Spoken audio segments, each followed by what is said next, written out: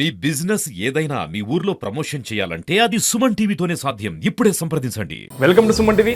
నేను కిరణ్. ప్రస్తుతం మనతో పాటు ఆంధ్రప్రదేశ్ పంచాయతీరాజ్ ఛాంబర్ రాష్ట్ర ప్రధాన కార్యదర్శి బిరు ప్రతాప్ రెడ్డి గారు మనతో ఉన్నారు. ప్రతాప్ రెడ్డి గారు నమస్తే. సాఫ్ట్వేర్ రంగమే లేకపోయింటే నక్సలైట్ల వ్యవస్థ తిరిగి వచ్చేది. కేంద్ర రాష్ట్ర ప్రభుత్వాలని ఒకటే డిమాండ్ చేస్తున్నారు. ఈ రోజు స్థానిక సంస్థ ప్రజాప్రతినిధులకు ఏ విధంగా అయితే రిజర్వేషన్ ఉందో అదే రిజర్వేషన్ని ఎమ్మెల్యేలకి, ఎంపీలకి, ప్రధానమంత్రి పదవికి, ముఖ్యమంత్రి పదవికి, తర్వాత రాజ్యసభ సభ్యులకి, శాసన మండలి సభ్యులకి అందరికీ కూడా ఇదే రిజర్వేషన్ వర్తించడానికి మీరు ముందుకొస్తారా? స్థానిక సంస్థల ప్రజాప్రతినిధులకైతే ఒక న్యాయము, ఎమ్మెల్యేలకి, ఎంపీలకి, ఎమ్మెల్సీలకి, రాజ్యసభ సభ్యులకైతే ఇంకొక న్యాయమా? ఏదో ప్రధానమంత్రి పదవి ఎప్పుడు ఓసీనే ఉండాలా, అంటే ముఖ్యమంత్రి పదవి కూడా ఎప్పుడు ఎందుకు జనరల్ ఉండాలా? నేను ఒకటే డిమాండ్ చేస్తున్నాను, ఈ రోజు ఉంటే అన్ని స్థాయిల్లో రిజర్వేషన్ ఉంచండి, లేకుంటే అన్ని స్థాయిల్లో reservation. Welcome to Suman TV. నేను కిరణ్. ప్రస్తుతం మనతో పాటు ఆంధ్రప్రదేశ్ పంచాయతీరాజ్ ఛాంబర్ రాష్ట్ర ప్రధాన కార్యదర్శి బిరు ప్రతాప్ రెడ్డి గారు మనతో ఉన్నారు. ప్రతాప్ రెడ్డి గారు నమస్తే. నమస్కారం. మీరు ఓసీ రిజర్వేషన్ కోసం పోరాడుతున్నారు. గతంలో జగన్మోహన్ రెడ్డి రిజర్వేషన్ తగ్గించే ప్రయత్నం చేస్తారు, మీరు కోర్టుకు వెళ్ళారు. అప్పుడు మీరు కోర్టుకు వెళ్ళిన వెంటనే జగన్మోహన్ రెడ్డి ఏమన్నారు, మీరు టీడీపీ మనిషి కాబట్టే వెళ్ళారు అని చెప్పారు. మేము ఎప్పుడైనా సరే ఒక్కటే గుర్తుపెట్టుకోండి, మేము ఒక ఉద్యమ లక్ష్యం, నేను ఓసీలకు వ్యతిరేకంగా, రిజర్వేషన్లకు వ్యతిరేకంగా పోరాటం చేస్తుంది ఈరోజు కొత్త ఏం కాదు. నేను గత 2001 సంవత్సరంలో అసలు రిజర్వేషన్కి వ్యతిరేకంగా నేను కోర్టులో వేయడానికి గల కారణాలు కూడా చిన్నప్పటి నుంచే వచ్చింది నాకు. అది నేను అంటే ఒక పార్టీని నమ్ముకొని ఒకే పార్టీ వాళ్ళు చెప్పిన పనే మీరు చేస్తున్నారని చెప్పేసి విమర్శలు వచ్చినాయి కదా. నేను ఇప్పటి నుంచి కాదు కదా, నేను అది కిరణ్ కుమార్ రెడ్డి గారు ముఖ్యమంత్రి ఉన్నప్పుడు కూడా నేను అగెన్స్ట్ చేశాను. తర్వాత ఈడబ్ల్యూఎస్ రిజర్వేషన్స్ మీద చంద్రబాబు నాయుడు ముఖ్యమంత్రి ఉన్నప్పుడు కూడా నేను అది ఉద్యమాలు చేసిన కాలాలు ఉన్నాయి. నేను రిజర్వేషన్లకు వ్యతిరేకం కాదు, ఒక కులము మతం మాదిరిగా రిజర్వేషన్లు ఉండకూడదు అనేది కోరుకునేవాడిని. అందరికీ న్యాయం కావాలంటారు. రిజర్వేషన్ అనేది ఏ విధంగా ఉండాలంటే ఆర్థికపరమైనటువంటి రిజర్వేషన్లు ఉండాలి. అన్ని కులాల్లో బీదోళ్ళు ఉన్నారు, అన్ని కులాల్లో గొప్పోళ్ళు ఉన్నారు. ఇది పేదవారికి మాత్రమే రిజర్వేషన్ దక్కాలి, ఆ ఫలాలు వాళ్ళకు అందాలి. అంటే అంబేద్కర్ గారు రాసినటువంటి రాజ్యాంగం కూడా ఇది ఒక కులము, ఒక మతము, ఒక ప్రాంతము ఆధారంగా ఆయన రిజర్వేషన్ వ్యవస్థను తీసుకురాలేదు. పేదవాళ్ళకి రిజర్వేషన్ పెంచితే ఏం తప్పేముందంటారు? రిజర్వేషన్ 100%, ఇప్పుడు కూడా 100% రిజర్వేషన్ ఇవ్వండి, నేను వద్దంటలేను. ఎక్కడ ఇవ్వాలి? ఆర్థిక పరమైనటువంటి రిజర్వేషన్లు ఇవ్వాలి. పేదవాడికి రిజర్వేషన్ అందాలి, గొప్పడికి ఆ రిజర్వేషన్ ఉండకూడదు. ఇప్పుడు ఒక రిజర్వేషన్ ద్వారా ఒక కలెక్టర్ అయినటువంటి వ్యక్తి, ఒక ఎమ్మెల్యే అయినటువంటి వ్యక్తి, ఒక ఎస్పీ అయినటువంటి వ్యక్తి, ఒక పెద్ద గస్టెడ్ ఆఫీసరు, మళ్ళీ వాళ్ళ పిల్లలు కూడా రిజర్వేషన్ తీసుకున్నట్లయితే అది పేదవాళ్ళకి, ఆ సామాజిక వర్గంలో ఉన్నటువంటి పేదలకి అన్యాయం జరిగే అవకాశం ఉంటుంది. అది నా వాదన అంతా, అది మొదటి నుంచి కూడా నా వాదన అదే. సరే, అది క్రమేణా అది జరిగేపాటికి చాలా టైం పడుతుంది కాబట్టి నేను రాజ్యాంగాన్ని పరిరక్షించమని ఆ రోజు కోర్టుకు వెళ్ళాను. యాక్చువల్గా సుప్రీంకోర్టు జడ్జిమెంట్ ప్రకారము 50% ఎవరైతే రిజర్వేషన్ ఫలాలు అందాలో అవి 50% పెట్టండి, మిగతా అంతా ఓపెన్ కేటగిరీలో పెట్టండి అని చెప్పి సుప్రీంకోర్టు జడ్జిమెంట్ ఉంది. ఆ జడ్జిమెంట్ని బేస్ చేసుకుని నేను కోర్టుకు వెళ్ళాను. కానీ నాకు ఆ రాజకీయ పార్టీ, ఈ రాజకీయ పార్టీ వల్ల మాకేం అవసరం లేదు. మేము ఒక ఉద్యమ కార్యాచరణలో భాగంగా మా అసోసియేషన్లో తీసుకున్నటువంటి నిర్ణయంలో భాగంగా నాట్ ఓన్లీ ఓసీ, ఎవరైతే ఆర్థికంగా ఇబ్బంది ఉన్నటువంటి వారు, ఎవరైతే ఈ సమాజంలో వివక్షకి గురవుతున్నారో వాళ్ళందరి కోసం కూడా పోరాడడానికి నేను సిద్ధంగా. మన అసెంబ్లీలో కూడా మీ పేరు ప్రస్తావన వచ్చింది. జగన్మోహన్ రెడ్డి గారు ఫోటో వేసి చూపించారు, టీడీపీ మద్దతుదారుడు. అది వాళ్ళ రాజకీయం అండి, మనకు సంబంధం లేని సబ్జెక్ట్. రాష్ట్ర వ్యాప్తంగా మీరు ఒక సంచలనంగా మారారు కదా. అప్పుడు చాలా మంది ఎవరికి నచ్చినట్టు వాళ్ళు మాట్లాడుకుంటున్నారు. కానీ ఎవరు మాట్లాడుకున్నా మా గోల్ ఒకటే, ఆర్థికపరమైనటువంటి రిజర్వేషన్లు రావాలి. కులాలకి మతాలకి సంబంధం లేకుండా ఆర్థికపరమైనటువంటి రిజర్వేషన్ రావాలి. చాలా మంది రాష్ట్ర వ్యాప్తంగా ఎవరికి లేని ఆలోచన, మీకు ఎందుకు ఓసీ రిజర్వేషన్ కోసం మీరు పోరాటాలు మొదలు పెట్టారు? నేను అసలు ఓసీ రిజర్వేషన్ల కోసం పోరాటం మొదలు పెట్టడానికి గల ముఖ్య కారణం ఏంటంటే, ఫస్ట్ ఆఫ్ ఆల్ మనం చూసుకుంటా పోతే ఈ పొలిటికల్ రిజర్వేషన్స్లో భాగంగా నేను 2001లో స్టాంటన్పురం గ్రామ పంచాయతీలో నేను సర్పంచ్ కావాలని నాకు ఒక కోరిక ఉంది. ఎప్పుడు? 2001. అయితే అప్పుడు ఎస్సీ రిజర్వ్డ్ అయింది.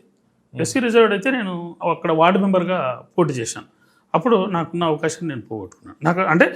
నాకున్న ఏదైతే ఆశయం ఉండిందో అది నేను సర్వీస్ ఇవ్వాలనుకున్నాను పబ్లిక్కి, అది అవకాశం రాలేదు. రిజర్వేషన్ వల్ల నేను పోగొట్టుకున్నాను. తర్వాత 2006లో కర్నూలు మండలాధ్యక్షుడు కావాలని చెప్పి కోరిక నాకు ఉండింది. అయితే 2006లో బీసీ మహిళ అయింది. బీసీ మహిళ కావడంతో నేనున్న దగ్గర కాకుండా పక్క దగ్గర పోయి ఎంపీటీసీగా పోటీ చేసి ఎంపీటీసీగా ఉండి మా మిత్రుని భార్యనే నేను పోటీ చేయించి మా ఏరియాలో బీసీ మహిళని ఎంపీపీగా చేసుకున్నాను. అప్పుడు కూడా నేను అవకాశం కోల్పోవడం జరిగింది. అప్పటి నుంచి నాకు ఈ రిజర్వేషన్ వ్యవస్థకి వ్యతిరేకంగా పోరాడి నాలాంటి వాళ్ళు ఎంతోమంది ఆవేదన నాకు అర్థమైంది కాబట్టి, ప్రత్యక్షంగా నేనే అనుభవించినాను కాబట్టి దీనికి వ్యతిరేకంగా పోరాడాలని చెప్పి నేను మనసులో. అప్పుడు ఎంత రిజర్వేషన్ ఉండింది? 60%.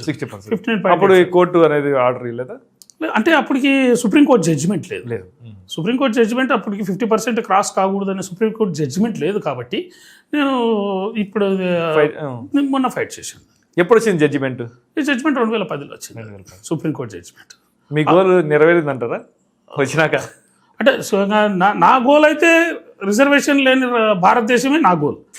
కానీ కనీసం రాజ్యాంగాన్ని పరిరక్షించడానికి నేను చేసే ప్రయత్నంలోనే 100% నెరవేరిందని నేను అనుకుంటున్నాను. మళ్ళీ చేయొచ్చు, పోటీ చేయొచ్చు కదా. పోటీ చేయాలనే ఆలోచన అయితే నాకు లేదండి. స్థానిక సంస్థల్లో పోటీ చేసే ఆలోచన అయితే 100% లేదు. ఎందుకంటే ఆల్రెడీ వార్డు మెంబర్గా చేశాను, గ్రామ పంచాయతీ పరిధిలో చేశాను, తర్వాత మండల పరిషత్ పరిధిలో ఎంపీటీసీ చేశాను, గ్రామ పంచాయతీ పరిధిలో వార్డు మెంబర్గా చేశాను. ఇంకా జిల్లా పరిషత్ పరిధిలో చేసే అవకాశం లేదు. ఎందుకు అవకాశం లేదంటే నేనున్న ప్రాంతం మున్సిపల్ లిమిట్స్లో ఉంది కాబట్టి జిల్లా పరిషత్కి పోటీ చేసే ఆలోచన లేదు. ఇంకా మున్సిపాలిటీ కార్పొరేటర్ అంటవా అధికారం లేని పదవికి నాకు ఆల్రెడీ తెలుసు.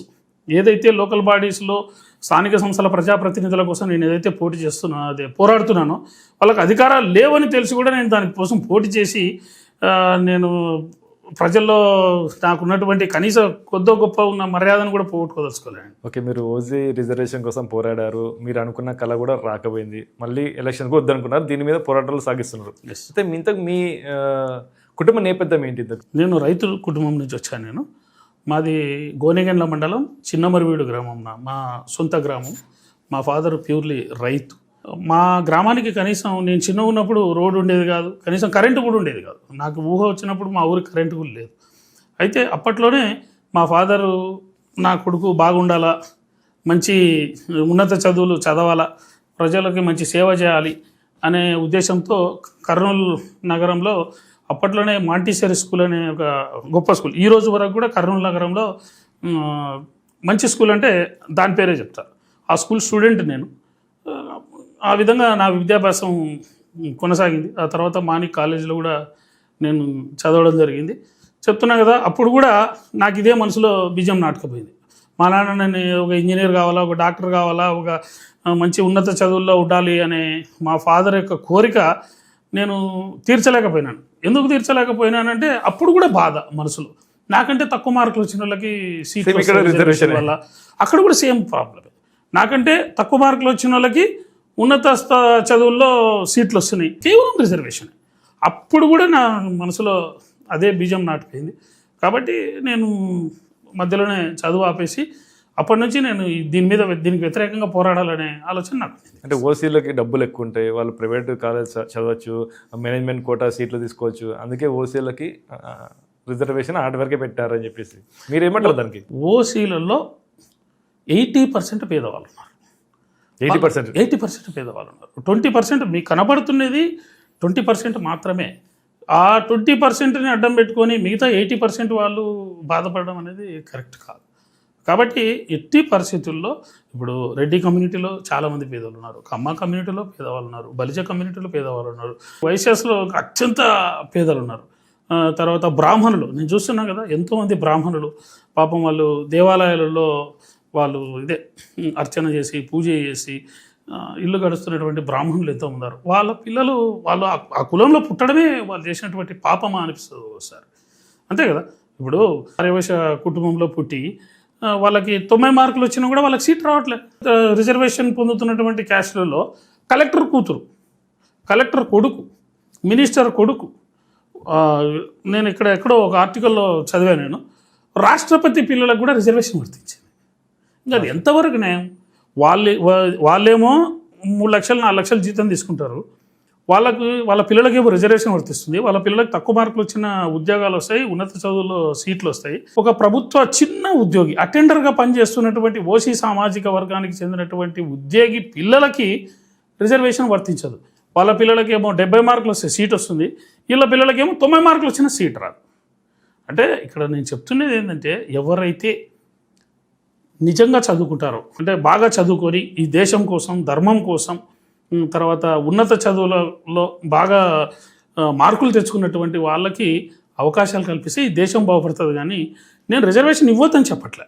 రిజర్వేషన్ ఇవ్వాలి. ఎవరికి ఇవ్వాలి? ఆర్థికంగా వెనుకబడిన వాళ్ళకు మాత్రమే రిజర్వేషన్ ఇవ్వాలని నాకు ఆశ. ఓకే, మీరు అన్నారు పేదవాళ్ళు అన్నారు, ఓసీలు అన్నారు, కాపు కార్పొరేషన్ కానీ, రెడ్డి కార్పొరేషన్ కానీ, అరవేశ కార్పొరేషన్ కానీ, దీనివల్ల ఒక ఉపయోగాలు ఉన్నాయి కదా. ఇప్పుడు డబ్బులు కాదు మాకు కావాల్సింది. కార్పొరేషన్ ద్వారా ఇస్తే ఏమిస్తారు? కార్పొరేషన్ ద్వారా వస్తే ఏమిస్తారు? లోన్ ఇస్తారు, లేదంటే ఫ్రీగా ఒక ₹1,00,000 డబ్బులు ఇస్తారు, 50,000 ఉపయోగం లేదంటారా అది? కానీ నాకు 90 మార్కులు వస్తే నా ఆర్థికంగా అడిగేది, ఆర్థికంగా కొంచెం అన్నా ఫైనాన్షియల్ నీడ్ కాదు ఇక్కడ. మా శ్రమకు తగ్గ ఫలితం కావాలి. ఎవరైతే మేము బాగా చదువుకుంటాం మాకు అవకాశాలు ఇవ్వండి. అంతేగాని ఇప్పుడు ఆర్థికంగా దేనికి ఇవ్వాలి? రిజర్వేషన్ కాదు ఇవ్వాల్సింది, తోడ్పాటుని ఇవ్వాలి. ఆర్థికంగా తోడ్పాటుని ఇవ్వండి. కానీ నాకు వచ్చే మార్కులకి మీరు ఎట్లా వెలగడతారు?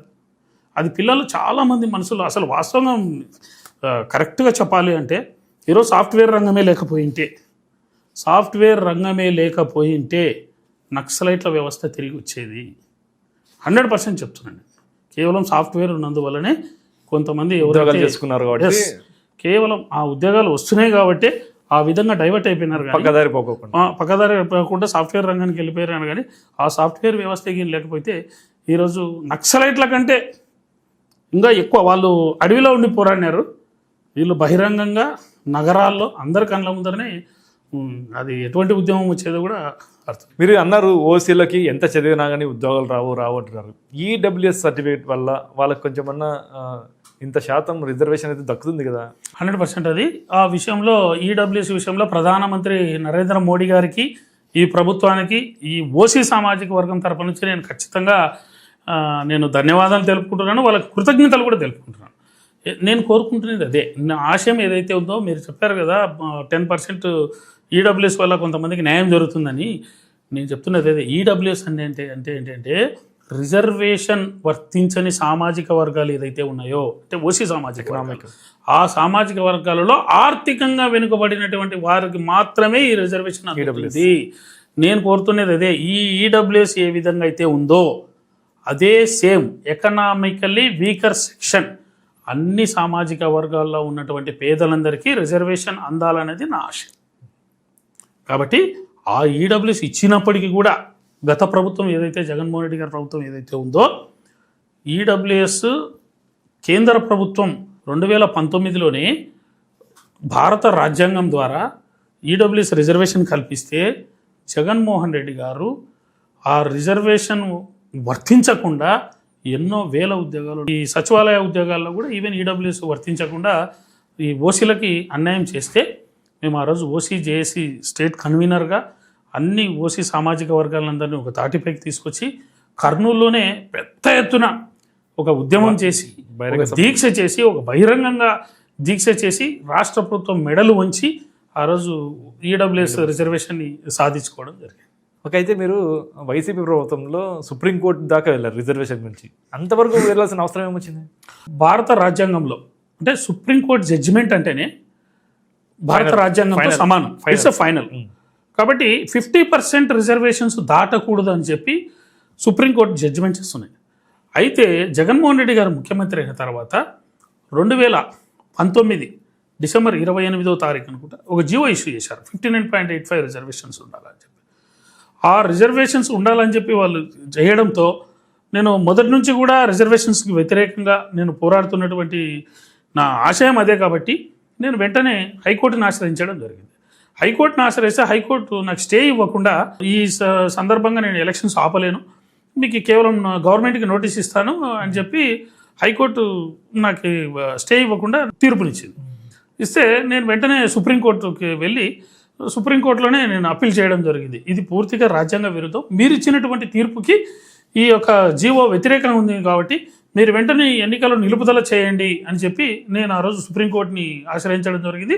సుప్రీంకోర్టు వెంటనే దాన్ని స్టే విధిస్తూ హైకోర్టులోనే మళ్ళీ తిరిగి కేసు ఎలక్షన్ ఆపింది. ఆ రోజు ఎలక్షన్స్ ఆపి స్టాప్ అయింది. హైకోర్టులోనే మీరు కేసు నడపండి అని చెప్తే హైకోర్టులో దాదాపు 2 నెలల పాటు కేసు నడిచి మార్చి 2వ తారీఖున మళ్ళా జడ్జిమెంట్ ఇవ్వడం జరిగింది. హైకోర్టు పూర్తి స్థాయి విచారణ జరిపిన తర్వాత 50% మించకుండానే మీరు ఎన్నికలు నిర్వహించి తీరాల్సిందే అని చెప్పి మళ్ళీ హైకోర్టు ఒక తీర్పునివ్వడంతో ఇంకా తప్పని పరిస్థితుల్లో గవర్నమెంట్ 50% రిజర్వేషన్స్కి పాటించాల్సి వచ్చింది. అందులో నేను చాలా తృప్తినిచ్చింది నాకు ఈ జీవితంలోనే అది. ఎందుకంటే దాదాపు ఈ రాష్ట్రంలో 170,000 మంది స్థానిక సంస్థల ప్రజాప్రతినిధులు ఉంటారు. Ward member, sarpanch, MPTC, ZPTC, MPP, zilla parishad chairman, councillor, chairman, municipal chairman, corporator and నగర మేయర్.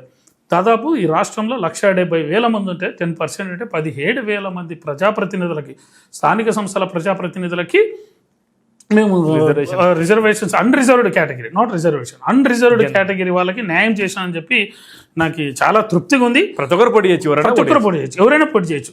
తర్వాత ఇంకో విషయం, ఎందుకంటే మీరు మంచి అవకాశం ఇచ్చారు కాబట్టి నాకు సుమన్ టీవీ ద్వారా నేను ఈ కేంద్ర రాష్ట్ర ప్రభుత్వాలని ఒకటే డిమాండ్ చేస్తున్నాను.